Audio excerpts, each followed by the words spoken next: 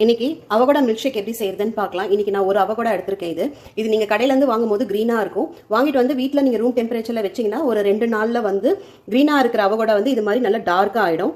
இந்த பழம் வந்து பழுத்துருச்சுன்னு அர்த்தம். அதுக்கப்புறமா நீங்கள் இது வந்து எப்படி பழுத்துருச்சுன்னு எப்படி பார்க்கறதுக்குன்னா, இந்த முனையில் இருக்க காம்பு நீங்கள் இது மாதிரி கிளீனிங்கன்னா ஸ்மூத்தாக வரணும். அப்போ இந்த பழம் வந்து கட் பண்ணுறதுக்கு ரெடி ஆயிடுச்சுன்னு அர்த்தம். ஸோ இப்போ எப்படி கட் பண்ணுறதுன்னு பார்க்கலாம். இப்போ இந்த அவகோடா வந்து இது 2ஆக கட் பண்ணிக்கோங்க.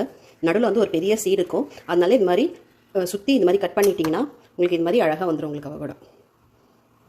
அதுக்கப்புறம் இந்த சென்டரில் இருக்க கொட்டையை எடுத்து தூக்கி போட்டுட்டு இப்போது ஒரு மிக்சர் ஜார் எடுத்திருக்கேன். இப்போ இந்த அவகோடா வந்து இது மாதிரி ஒரு ஸ்பூன் வச்சு இது மாதிரி எடுத்திங்கன்னா உங்களுக்கு வந்து அழகாக வந்துடும். இதில் இருக்கிறதெல்லாம் சுரண்டி இதில் போட்டுக்கோங்க. கொஞ்சம் கருப்பாக இருந்தால் அதை எடுத்து தூக்கி போட்டுட்டு மீதி இந்த பல்ப்லாம் எடுத்து இந்த மிக்சர் ஜாரில் நம்ம போட்டுக்கலாம்.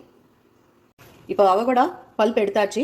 இப்போ இதுக்கு ஒரு அவகோடாக்கு நான் ஒரு 250 ml நான் பால் எடுத்திருக்கேன். இது காசி ஆற வச்ச பால். இது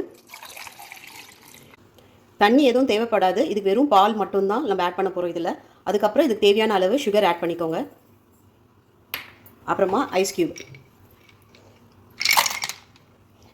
உங்களுக்கு வேணும்னா ஆப்ஷனல் தான்.